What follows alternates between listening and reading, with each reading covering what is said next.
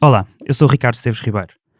Na semana em que a TVI achou por bem colocar em debate o regresso de Salazar e da ditadura, republicamos a entrevista que lançámos em novembro de 2017 com o historiador Fernando Rosas, sobre os 48 anos da ditadura portuguesa, uma das mais longas do século XX. Fumaça não acredita em jornalismo espetáculo, baseado no simplismo, em estereótipos e lugares comuns. Discutir o Estado Novo não pode ser entretenimento. Até já.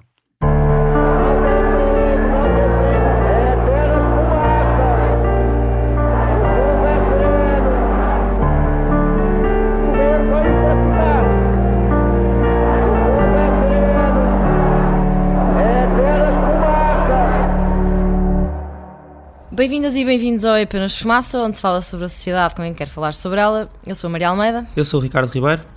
E hoje temos como convidado Fernando Rosas, historiador, fundador do MRPP e do Bloco de Esquerda, ex-deputado à Assembleia da República e ex-candidato à Presidência da República.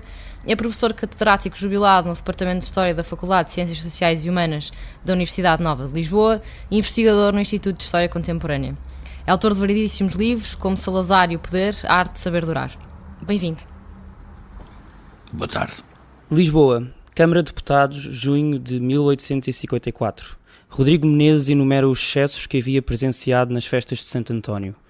As disposições relativas à pirotecnia não são respeitadas, dizia, e o povo diverte-se a assustar com petardos os cavalos dos fidalgos e a travar o passo às carruagens das senhoras.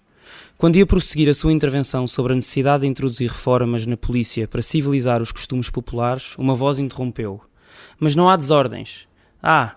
Não há desordens, concedia Menezes.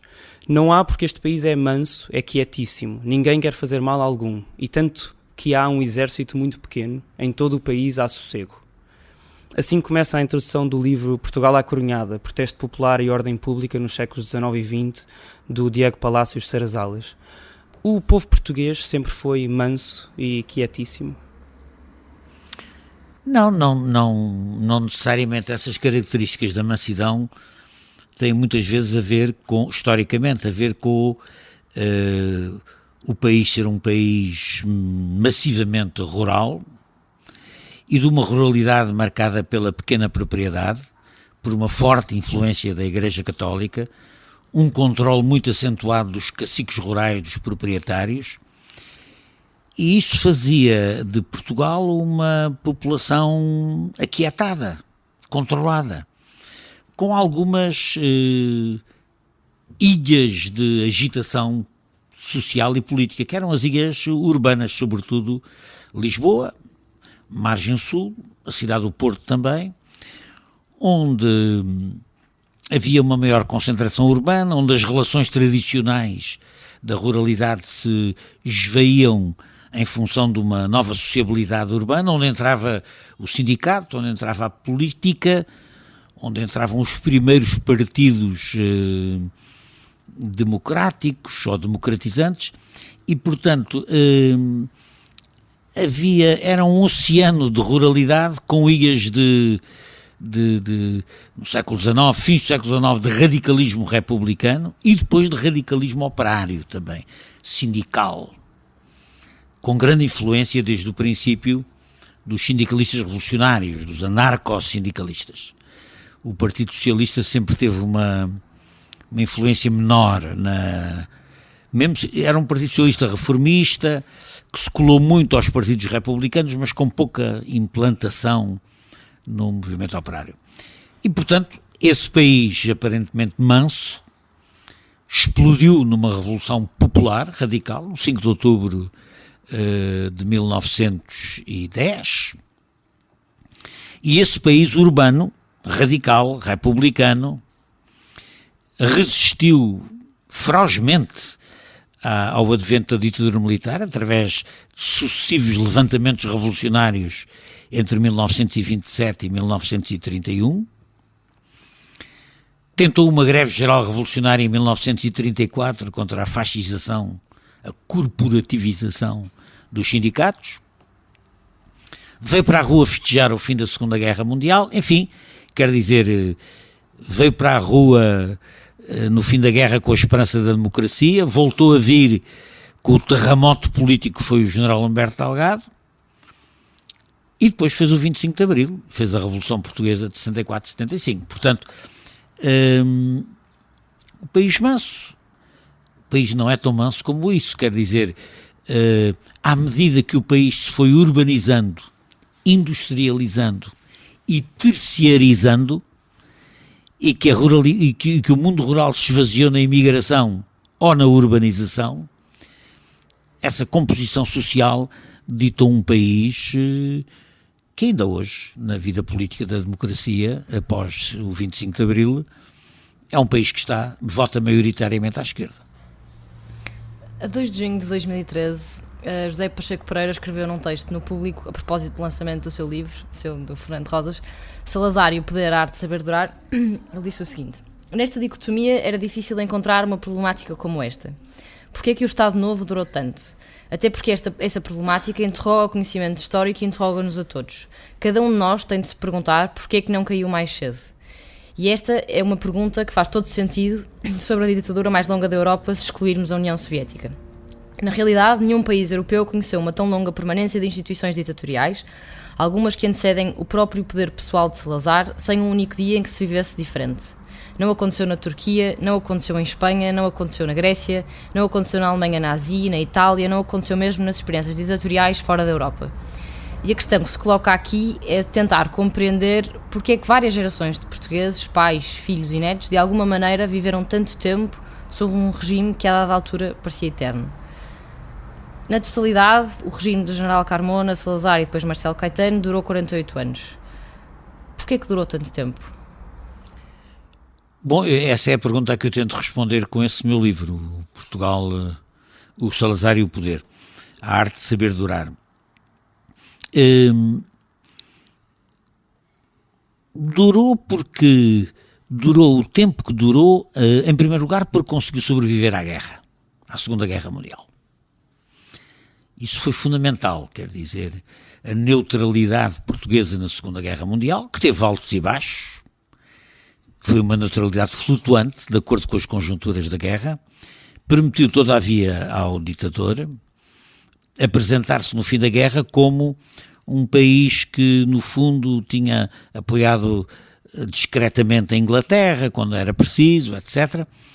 Mas, sobretudo, o facto de ter os Açores como um porta-aviões parado no meio do Atlântico fez com que as potências ocidentais vencedoras da guerra cooptassem o Estado Novo, apesar de ser uma ditadura, e uma ditadura fascisante, o cooptassem como aliado no âmbito da Organização Atlântica, da NATO, no quadro da Guerra Fria, ou seja, no quadro da luta contra o comunismo.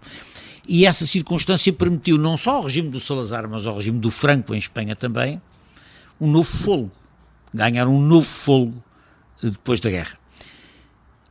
Esse fôlego durou bastante, e aí penso que foram eficazes os fatores que eu tento enumerar no livro que escrevi sobre isso. Um controle duradouro e firme das Forças Armadas. Quer dizer, a oposição veio várias vezes para a rua. Aliás, eu enunciei na minha resposta anterior os vários episódios de levantamento popular que existiu, mas nunca conseguiu ser suficientemente forte para chamar assim uma parte das Forças Armadas. E, portanto, o salazarismo conseguiu sempre manter uma parte das Forças Armadas na mão, e sem a conquista de uma parte das Forças Armadas para derrubar o regime, ele não caía. E não caiu. Tremeu, mas não caiu. Tremeu várias vezes, mas não caiu, porque houve a percepção política da parte do Salazar que o regime podia tremer na rua, mas que se o exército, sobretudo o exército, tivesse controlado, o regime não caía. E o Salazar construiu o controle político e ideológico do exército desde as reformas de 36 e 38. E foi sempre acompanhando por aí fora. E o exército manteve-se fundamentalmente fiel ao Salazar, a nível das hierarquias, até ao fim. Quem faz o 25 de Abril não são os generais e os coronéis, são os capitães e os majores e a oficialidade miliciana que ia para a guerra. Em segundo lugar, pelo papel da Igreja Católica, não é? A Igreja Católica foi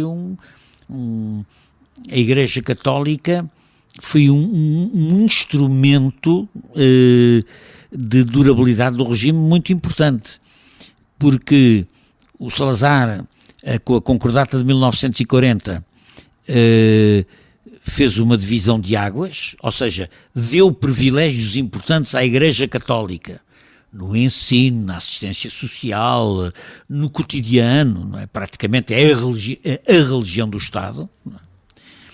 Com fortíssimos condicionalismos e perseguições das igrejas minoritárias. A Igreja Católica é oficiosamente a Igreja do Estado, não oficialmente, mas em contrapartida a Igreja comprometeu-se a apresentar o regime como uma obra da providência divina, o regime e o Salazar como uma obra da providência divina, e portanto há uma espécie de instrumentalização política da Igreja seguramente até ao início da própria mudança na Igreja, a partir do Congresso Vaticano II, que também coincide com a mudança da hierarquia católica em Portugal. O cardeal Cerejeira, velho amigo, fiel e obediente ao Salazar, muda. Os novos cardeais já não serão tão obedientes como era o cardeal Cerejeira, e o regime começa a perder a perder o controle que a Igreja tinha. Surgem os católicos progressistas, surge digamos assim, uma corrente católica antifascista, adversária do regime. E em que ano foi isso? Bom, a primeira manifestação pública, digamos assim, o semáforo verde para os católicos antifascistas se manifestarem é a carta do Bispo do Porto, na sequência das eleições presidenciais de 1958. A carta do Bispo do Porto, em que ele denuncia as misérias, denuncia a situação do país, denuncia... Bom, e que faz mais digamos assim, tem uma posição herética e inadmissível para o regime, que é a pretensão de uma parte dos católicos constituírem um partido democrata cristão, organizarem-se politicamente fora do regime. Porque o compromisso que havia até aí com a Igreja é que a Igreja não se metia na política, a não ser para apoiar o regime em geral, mas não fazia política própria. A fazer política, fazia política no regime. Mas havia um compromisso seguro de que a Igreja não fazia política fora do regime, e muito menos contra o regime. Quando o Bispo do Porto vem anunciar que os católicos deviam ter uma organização política própria, à semelhança do que se passa em Itália nessa altura, nesse tempo, o Partido Democrata Cristão, etc., isso é decisivo para o Salazar conseguir chutar o Bispo do Porto para fora de Portugal, e ele teve no exílio até o Marçal Caetano substituir, até 69, não é? Portanto, esse compromisso da Igreja, esse compromisso de enquadramento ideológico da Igreja, a Igreja dos púlpitos em todo o país, explica que este regime é uma graça divina, é uma graça de providência divina para os portugueses. A Igreja teve um grande papel no enquadramento e na sustentação do regime. A organização corporativa também. A organização corporativa é uma organização do patronato e dos trabalhadores, os trabalhadores nos sindicatos nacionais, o patronato nos grémios, que depois eram abraçados harmoniosamente na corporação. A corporação tem no lado dos patrões, nos grémios, os trabalhadores dos sindicatos nacionais, mas a greve é proibida, os sindicatos livres são proibidos, e digamos, o Estado regula essa relação, aliás, com grande favor ao patronato. Evidente que os trabalhadores não têm sindicatos livres nem direito à greve, a relação só não é mais desequilibrada porque o Estado, apesar de tudo, regula essa relação, mas muito favorável ao patronato. Agora, essa organização corporativa, sobretudo do ponto de vista económico, da organização económica do país, foi muito importante para a durabilidade do regime, porque o intervencionismo económico do Estado protegia largos setores do patronato, inclusive do médio patronato, e permitia-lhes durar para além da racionalidade económica. Por exemplo, o condicionamento industrial. O condicionamento industrial era uma disposição que fazia com que nenhuma empresa se pudesse constituir, não é só se pudesse constituir, pudesse mudar as máquinas, mudar os turnos de trabalho, fazer qualquer espécie de inovação sem o Estado consentir. Era preciso autorização prévia. Tu querias meter na tua empresa uma máquina nova para produzir pneus e tinhas que ter a autorização do Estado. E tinhas que ter o agreement dos teus concorrentes no ramo da produção dos pneus. Se não tinhas, não eras autorizada. E, portanto, isso permitiu que muitas empresas durassem para além da realidade da concorrência e do mercado. Mas isso criou uma base de apoio também ao regime. Nesse patronato que vivia à sombra de duas coisas, de três coisas. À sombra do condicionamento industrial, à sombra das pautas protecionistas que protegiam a indústria da concorrência estrangeira e à sombra dos salários baratos, dos salários baixos que eram impostos pela organização corporativa, pela organização sindical. E isso permiteu a um largo setor do patronato se rever muito na política do regime, que permitia manter privilégios, permitia manter situações que não decorriam do funcionamento normal da economia, mas decorriam da proteção política que o regime fazia a esse tipo de interesses. Fazia isso por um lado e, por outro lado, concedia monopólios aos grandes grupos familiares. Não é? A siderurgia nacional, produção de ferro e aço, era para a família Champalimau. Por outro lado, a família Melo tinha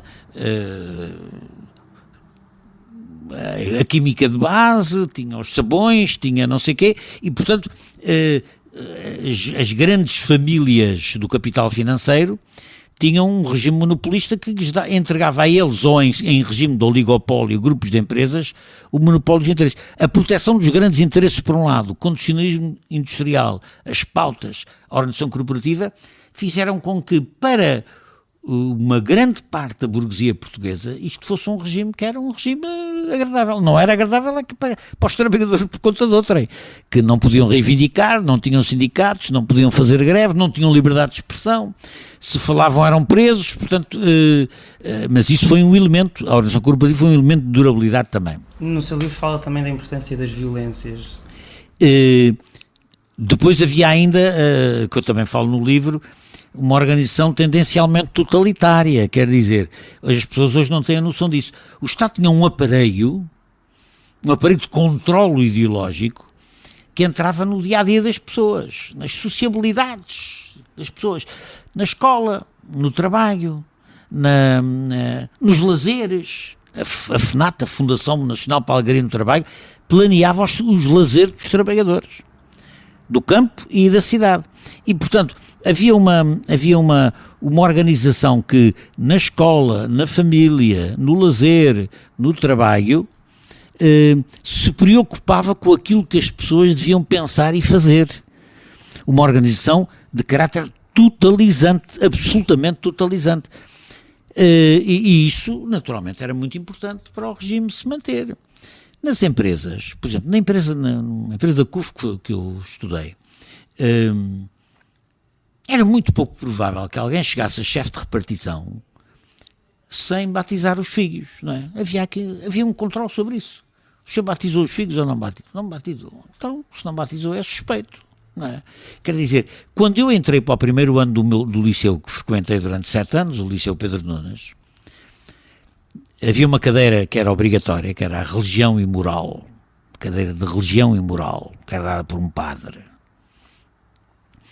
a que nós éramos obrigados a assistir, exceto se o nosso encarregado de educação solicitasse ao Ministro da Educação dispensa das aulas, o que naturalmente individualizava logo como suspeitos os encarregados de educação e os alunos que o pedissem, mas o meu pai pediu. Mas enquanto não vinha o despacho do Ministro, tínhamos que assistir às aulas. E na primeira aula de religião e moral, o padre, para uma turma de 40 alunos, que nessa altura as turmas tinham 40 e mais alunos, disse assim: os meninos que não são batizados, levantem-se. E levantaram-se 3, em 40, 3, 4. por acaso seriam a futura célula do Partido Comunista no liceu, porque era a maneira de nós nos conhecermos todos uns aos outros. Os pais que não batizavam os filhos eram filhos de famílias republicanas, antifascistas, etc. Porque não batizar os filhos era um ato em si de caráter político. Era um ato político.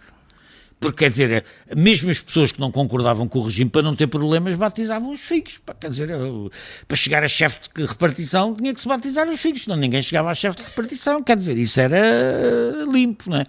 Onde é que não se batizavam os filhos? Em Almada, no Barreiro, na Cova da Piedade. Quer dizer, naqueles sítios onde havia uma tradição anarquista, comunista, democrática forte. O meu pai não era comunista, mas era um democrata, e a família e a minha família era republicana, portanto, e anticlerical, e portanto ninguém estava fora de questão batizar os filhos. Eu não sou batizado, nem nunca pretendi ser, isso. E finalmente, mas que é a coisa mais importante que ele estava a referir, a violência. E há duas espécies de violência: a violência repressiva, que era a violência daqueles que batizavam os filhos, ou seja, daqueles que faziam greve, que assinavam abaixo-assinado, que vinham para uma manifestação proibida, que se organizavam clandestinamente, ou seja, daqueles que pisavam aquele risco invisível que toda a gente sabia que se pisasse corria riscos, não é? A violência repressiva era sobretudo para cima desses. Mas depois havia uma violência muito mais eficaz, que era a chamada violência preventiva. E ali a violência preventiva é que era exercida por esses órgãos de caráter paratotalitário, que é a violência do dia-a-dia, que é a violência do cotidiano, que é inculcada por os aforismos como a minha política é o trabalho, mais vale um pássaro na mão que dois a voar, tem cuidado porque devagar se vai ao longe. O Chico Buarque fez uma canção já há uns anos, durante a ditadura militar brasileira, em que musicou, ao contrário, todos esses aforismos reacionários e de submissão. Devagar se vai ao longe, devagar não se vai longe. E ele fez uma canção unicamente com os aforismos da submissão voltados ao contrário. Mas esses aforismos eram os aforismos inculcados pela organização política do Estado. Quer dizer, não te metas onde não é chamado. Alguém manda. Manda quem pode, obedece quem deve. Era o grande princípio. O Jaime Nogueira Pinto escreve no livro 5 homens que abalaram a Europa, que, e estou a citar, o número de vítimas mortais em 48 anos de Estado Novo, 1926 a 1974, situa-se algures entre um mínimo de 60 a 65 e um máximo de 100 a 120. Outras ditaduras contemporâneas com a portuguesa tiveram milhares ou mesmo centenas de milhares de vítimas mortais, como a de Franco, por exemplo. Isso quer dizer que o Estado Novo era menos violento? Não, de forma nenhuma. Essa manipulação das estatísticas é muito característica dos historiadores de direita e de extrema-direita, como o Nogueira Pinto. Mas que foi, aliás, meu colega de curso em Direito e com o qual eu mantenho relações de cordialidade, não é? Divirge, mas é substancialmente do que ele escreve, sobretudo quando se põe a escrever sobre história contemporânea. Provavelmente na República, nossa Primeira República, pode ter havido mais mortes em manifestações políticas do que no Estado Novo. Por uma razão muito simples, é que as manifestações do Estado Novo eram proibidas. E a greve era proibida.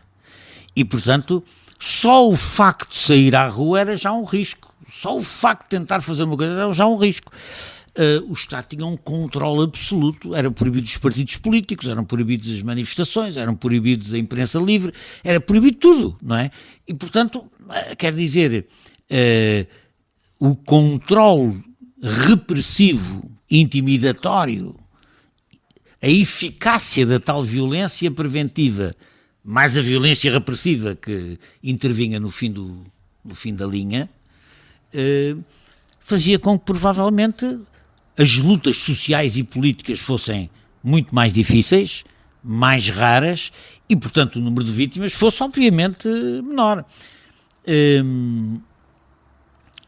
Havia em Portugal também conquistas do ponto de vista dos direitos que mesmo o Estado Novo teve alguma dificuldade em tocar. Por exemplo, a proibição da pena de morte, não é? O regime nunca se sentiu com força para autorizar a pena de morte. Ainda que a tenha mantido, não foi ele que a criou, mas manteve-a a disposição de que se podia fuzilar na frente de combate, em caso de guerra, na frente de combate, os casos de traição, deserção, não sei o que mais. Na Primeira Guerra houve um fuzilado por causa disso. Na Guerra Colonial não houve, até porque a oposição que se começou a generalizar à guerra, se eles começassem a matar gente, aquilo acabava mais depressa e bem pior. Portanto, essa comparação das estatísticas tem que ter em conta a contextualização. Em Espanha morreu muito mais gente porque o franquismo foi imposto numa guerra civil. O Franco matou, depois de tomar o poder em 39, fuzilou 200 mil pessoas, quer dizer, mas era fruto da guerra civil, quer dizer, o Franco foi implacável para os vencidos. E, portanto,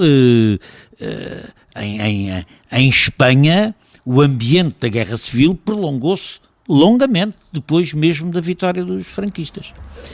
Diego Palacios Ceresales, que no livro que nós citamos há pouco, Portugal Acorunhada, Pretexto Popular e Ordem Pública nos séculos XIX e XX, escreveu o seguinte: provocar mortes entre manifestantes desarmados era considerado um falhanço do sistema de ordem pública e procurava-se que os objetivos policiais, a dispersão de manifestantes e a captura dos militantes políticos ou sindicais, fossem alcançados sem o derramamento de sangue. Ou seja, foi esta estratégia de não derramar sangue que fazia que o regime fosse menos combatido nas ruas? Sim, o Salazar tinha em relação à violência uma posição que eu falo também no livro, que é esta.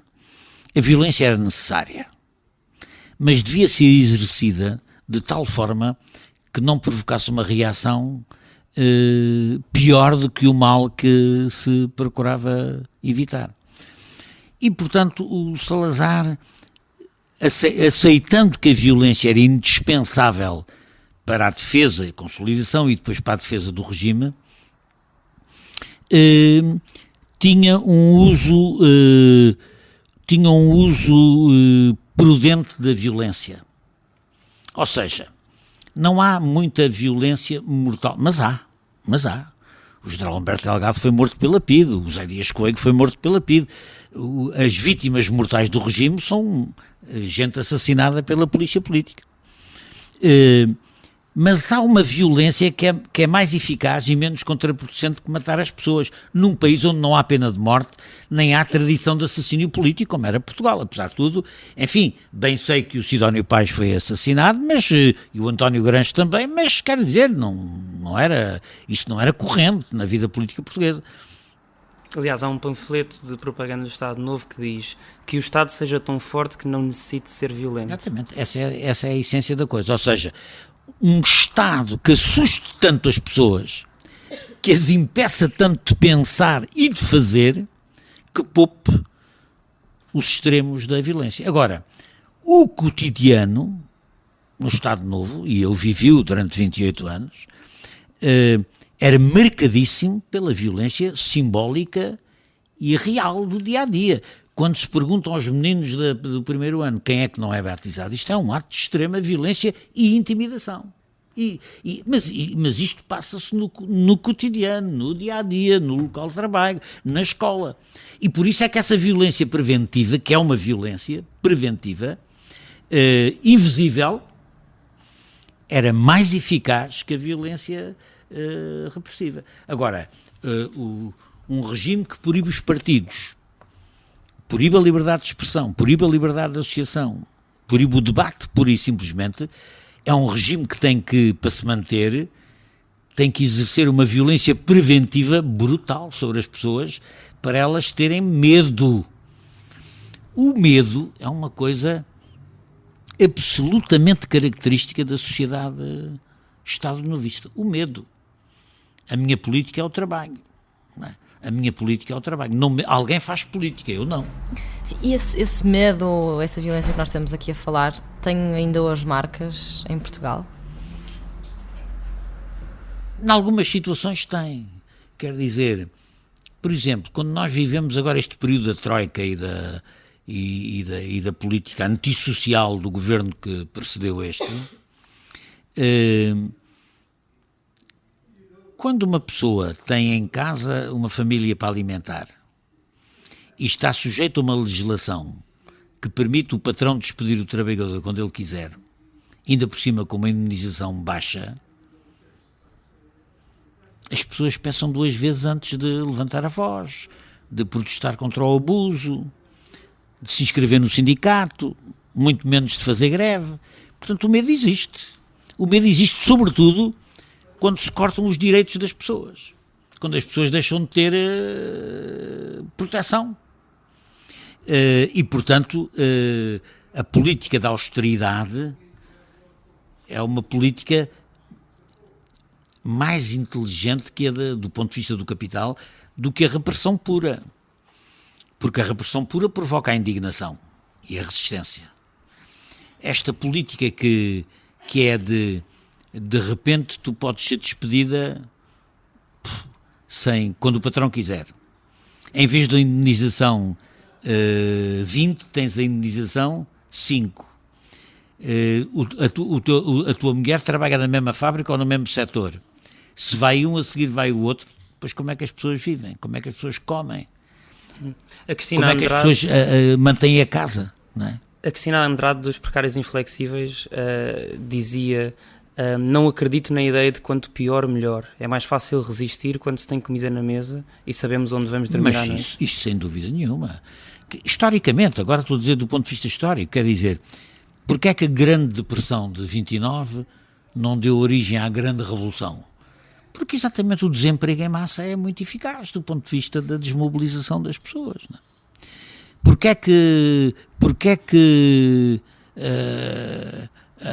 a política de austeridade não deu origem... Porque é que depois da política de austeridade o PSD foi o partido mais votado nas eleições, apesar de haver uma maioria de esquerda, não é? De condenação dessa política? Porque esse tipo de violência invisível, que retira direitos, que aumenta o cerco, que baixa salários, que ameaça, você não quer, mas há lá uma bicha de 1000 que quer a seguir, que vem aí a seguir e que quer o trabalho, ou é assim ou não há, ou seja, o there is no choice, não há escolha, tem que ser assim, é uma coisa absolutamente eficaz do ponto de vista da desmobilização. Ou seja, exige as pessoas, quando têm sindicatos fortes, quando têm salários que vale a pena defender, quando têm situações que abrem perspectivas de melhoria de vida, são mais facilmente mobilizáveis. O Maio de 68 em França não foi feito no meio de uma recessão, foi feito num dos momentos de maior prosperidade em França. E, portanto, sim, os momentos de recessão, os momentos de depressão económica, etc., são normalmente difíceis para a mobilização dos cidadãos e da cidadania contra essas condições. Sim, mas ainda assim, a 12 de março de 2011, centenas de milhares de pessoas manifestaram-se em Portugal em mais de 10 cidades, no que ficou conhecido pelos protestos da geração Arrasca. Segundo a organização, eram cerca de 400 mil pessoas que estiveram nas ruas. No ano seguinte, em 2012, vimos também o protesto que se lixa a Troika, queremos as nossas vidas, que juntou mais de 1 milhão de pessoas nas ruas em mais de 30 cidades. Foram das maiores manifestações em Portugal desde o 25 de Abril. Isto mostra, afinal, que as pessoas saíram à rua. As pessoas protestavam. Agora, é um movimento que vai decrescendo. E vai decrescendo porquê? O movimento de protesto vai decrescendo. Vai decrescendo porquê? Porque não tem a sustentação das lutas nos locais de trabalho. O que se passa é que há centenas, milhares de empresas que vão à falência. O desemprego dispara brutalmente. E à medida que se acentuam essas características, os sindicatos deixam de ter capacidade de mobilização. Primeiro porque os trabalhadores estão desempregados, estão despedidos. Depois porque as pessoas têm medo de aderir à palavra de ordem dos sindicatos e de aderir aos protestos para ver se dessa maneira se salvam do ponto de vista da manutenção do emprego. E, portanto, há protestos, e há grandes protestos nessa altura, sobretudo o que se lixa a Troika é um gigantesco protesto, que obriga, aliás, o governo a recuar, porque queria que a TSU fosse paga pelas pessoas, quer dizer, de facto é preciso ter lata no meio daquela situação, obriga o governo a recuar, mas é um protesto que não tem uma, quer dizer, é uma coisa que não é sustentada por um movimento organizado. É um momento mais que um movimento? É um momento. O movimento houve em Espanha, isso sim. Os indignados. Claro, isso sim, houve movimento. Eles organizaram-se contra os despejos. E havia os advogados que defendiam as pessoas de ser despejadas. E havia uma organização social na base que alimentava o protesto e a indignação. Mas isso é interessante. Em Portugal isso foi mais... não se conseguiu fazer dessa maneira. O movimento dos indignados e também os protestos na Grécia em 2010, as greves gerais em França, parecem ter sido movimentos mais do que momentos. Qual é que é a diferença? Porquê é que em Portugal isso não aconteceu? Isso é uma marca ainda do Estado Novo e da repressão? É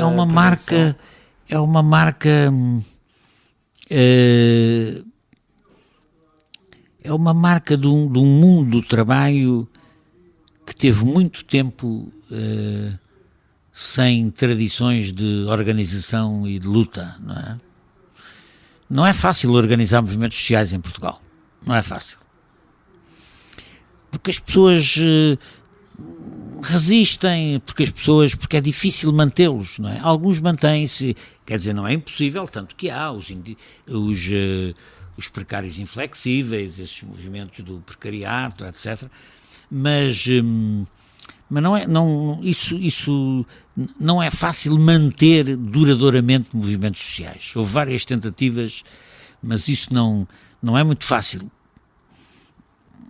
Provavelmente porque não há grandes tradições de organização social em Portugal. Não há, essa tradição não é forte, ao contrário do que se passa noutros países, não é? Essa tradição não é forte. Há uma certa desconfiança, há um certo retraimento das pessoas de se envolver social ou politicamente em causas, não é? E isso provavelmente é um fruto de uma política longa. Foi meio século. Foi meio século de não te metas nisso, que é melhor, não é? Num artigo do jornal I Portugueses no Divã ainda carregamos as marcas da ditadura, em abril de 2014, lê-se: o Estado Novo deixou legados e tanto sociólogos como historiadores ou psicólogos consideram que boa parte dessa herança ainda vive nos hábitos dos portugueses, a começar pela passividade e pelo distanciamento em relação à política. António Costa Pinto, politólogo, recorda que a ditadura portuguesa, ao contrário de outros sistemas como o fascismo italiano, assentou numa lógica de anti-mobilização da população. O ajuntamento e a intromissão nos assuntos da política não eram vistos com bons olhos. Os portugueses habituaram-se também a não confiar e a desacreditar no Estado, na justiça e até nos que lhes são mais próximos. O medo dos informadores e das intromissões da PIDE foram experiências traumáticas que deixaram nos portugueses um lado de queixinhas, do fazer as coisas às escondidas para derrubar o adversário, diz Irene Pimentel, historiadora. São estas as marcas que o Estado Novo deixou? Sim, ou que tipo de marcas essa coisa que diz o Costa Pinto, de que o fascismo italiano foi mobilizador e o salazarismo foi desmobilizador, eu acho que isso é uma treta, não é? Os fascismos foram mobilizadores pontualmente, o salazarismo também, o fascismo português também foi. Quando em agosto de 1963 o Salazar convoca uma mega manifestação para legitimar a guerra colonial, ele pôs no Terreiro de Paço 100 mil pessoas, não é? Vieram de todo o país. Era uma mobilização em favor A do mobilização regime. era pontual, não há uma mobilização do cotidiano da cidadania. São mobilizações ratificatórias. O Duce resolve atacar a Etiópia e faz uma grande manifestação. O Hitler visita Roma e faz uma grande manifestação. São manifestações pontuais e ratificatórias. O fascismo italiano e o nacionalsocialismo não são partidos de mobilização e organização de massa, são partidos em que movimentam as massas, etc. São partidos que recorrem à rua com frequência, mas de uma forma não participativa. São mobilizações ratificatórias. O salazarismo também fez mobilizações ratificatórias, ainda que o regime salazarista tem uma componente fascista nova, vinda do pós-guerra, do pós-Primeira Guerra, mas tem também o que o diferencia por vezes de outros regimes fascistas. Cada fascismo tem as suas particularidades. Não é não serem fascistas, é serem, cada um, são regimes fascistas filtrados pela especificidades da formação social de cada país. Em Portugal, a classe dominante junta-se aos fascistas num regime que é o Estado Novo. Há aqui uma espécie de aliança entre as oligarquias tradicionais e o novo movimento fascista. O movimento fascista é disciplinado e incorporado no regime do Estado Novo, mas há um peso muito grande do conservadorismo tradicional, que é um conservadorismo que tende mais a acreditar no exército e na igreja do que propriamente nas milícias fardadas de camisa azul e saudação romana. Mas também há camisa azul e saudação romana. Aliás, verde, em Portugal ficou verde a camisa. Camisas verdes, saudação romana, legião, mocidade portuguesa, há isso tudo. O que é o peso relativo de uma coisa e de outra é diferente. Em Portugal, apesar de tudo, o papel conservador da Igreja Católica, o papel tradicional do exército leva a oligarquia sim senhor, o fascismo é preciso para dar aí porrada nos trabalhadores e nos democratas, isso é preciso, mas apesar de tudo eles confiam sobretudo nas forças que em Portugal sempre arbitraram em favor da oligarquia, que é o exército e a Igreja. E daí que o fascismo português seja marcado por esse peso, esse peso muito grande, sempre, do conservadorismo tradicional, que tinha um casamento com o fascismo, mas provavelmente em moldes diferentes do alemão, de certeza, E o italiano é preciso não exagerar, porque é verdade que há um movimento fascista forte, mas o Mussolini faz enormes compromissos com a Fiat, com a Igreja e com o rei e o exército. Portanto, mesmo o fascismo italiano tem elementos de conservadorismo tradicionalista muito fortes, tão fortes que o derrubam. Em 43, quem derruba o Mussolini é o rei e o Badoglio, o comandante do exército. Portanto, são as forças tradicionais com as quais o fascismo italiano se tinha aliado. Portanto, é claro que isso tem peso em Portugal, mas tem peso também porque é um país rural, pouco industrializado, com uma tradição de organização social e política limitada a certos centros, Lisboa, Margem Sul, os assalariados do Alentejo, e portanto onde o peso da ruralidade e o controle social da ruralidade é maior. Não se esqueça que o Salazar achava que a industrialização era um risco. E era um risco porquê? Porque trazia os trabalhadores da terra, os homens da lavoura, normalmente controlados pelos caciques e pela igreja, trazia-os para a sociabilidade urbana, onde eles iam à escola, podiam ler jornais, ouvir a rádio, meter-se em sindicatos, meter-se em coletividades de cultura e recreio, onde os comunistas andavam lá sempre por baixo.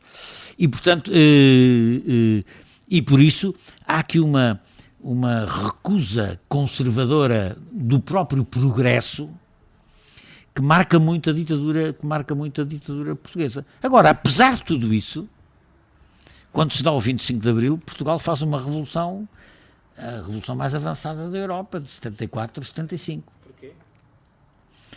Por causa da guerra. A guerra é o que despoleta essa ação, mas por causa das contradições acumuladas pela modernidade. O país começa a ser industrializado no fim dos anos 50 e industrializa-se rapidamente nos anos 60 e 70. Cresce um proletariado urbano-industrial,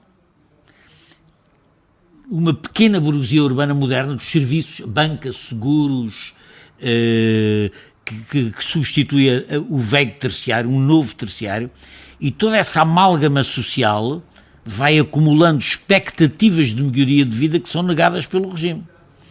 Mistura esta panela de pressão a guerra e tudo o que ela impedia que se fizesse, E veja o que aconteceu quando os militares destapam a tampa. O golpe militar de 25 de Abril destapa a tampa. Os oficiais intermédios destapam a tampa. De alguma maneira acabam com o exército.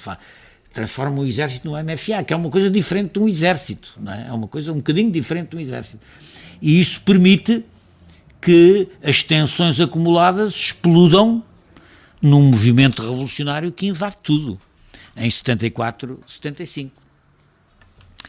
Mas quando a revolução é contida, em novembro de 75, o recuo é muito grande. Porque então, quer dizer, vê-se que há uma revolução com fatores conjunturais muito fortes, mas vem ao de cima toda aquela ganga profunda do país rural, do medo, da desmobilização, do refluxo. Isso vem muito ao de cima. E houve um período em democracia em Portugal, nos anos 80 e 90, nos anos da Thatcher e do Reagan, que quase era preciso pedir desculpa por ser marxista, não é?